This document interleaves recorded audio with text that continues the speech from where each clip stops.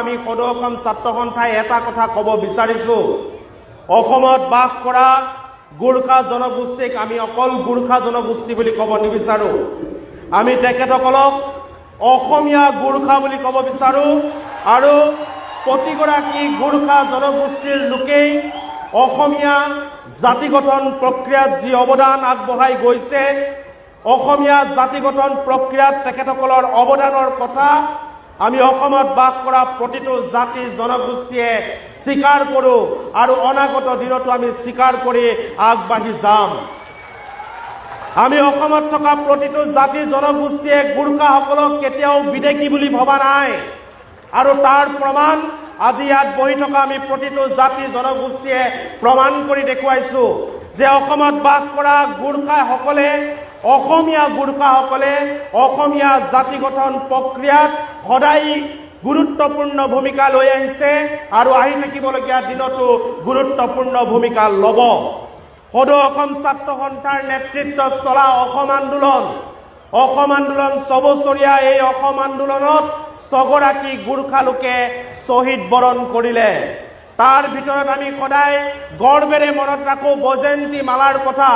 আপোনালোক সকলোৱে জানে এগৰাকী গোৰ্খা শ্বহীদসকলৰ ভিতৰত এগৰাকীয়ে নাৰী আৰু সেইগৰাকী গোৰ্খা নাৰী হৈছে বৈজয়ন্তী মালা, যিগৰাকীয়ে পুলিচৰ গুলি পিঠিত পাতি লোৱা নাছিল। অসমীয়া জাতি গঠন প্ৰক্ৰিয়াৰ কাৰণে বৈজয়ন্তী মালাই পুলিচৰ গুলি বুকুত পাতি লৈছিল আৰু সেই বীৰত্ব থকা জাতিটোৱেই হৈছে গোৰ্খা জাতি।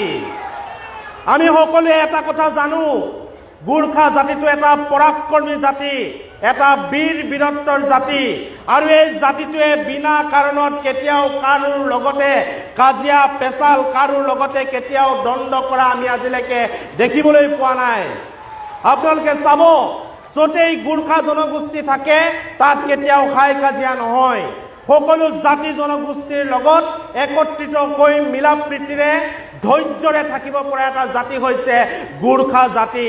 কিন্তু এই জাতিটোক যদি জোকাই লোৱা হয় নিশ্চিতভাৱে এই জাতিটোৱে সদায় নিজৰ বীৰত্ব নিজৰ পৰাক্ৰম সময়ে সময়ে যেতিয়াই সুবিধা পাইছে তেতিয়াই দেখাবৰ কাৰণে সক্ষম হৈছে আৰু সেইকাৰণেই গোৰ্খা জনগোষ্ঠীটোক সকলোৱে শ্ৰদ্ধা কৰে, সন্মান কৰে। গোৰ্খা জনগোষ্ঠীৰ বীৰত্ব পৰাক্ৰমক সকলোৱে স্বীকাৰ কৰি লয় আৰু আমি স্বীকাৰ এই কাৰণে কৰিব লাগিব। বিশ্ববিখ্যাত এগৰাকী যোদ্ধা হিটলাৰৰ কথা আপোনালোকে শুনিছে। হিটলাৰে গোটেই পৃথিৱীখন তেখেতে নিজৰ অধীনলৈ নিবৰ কাৰণে চেষ্টা কৰিছিল, যাৰ কাৰণে দ্বিতীয় বিশ্ব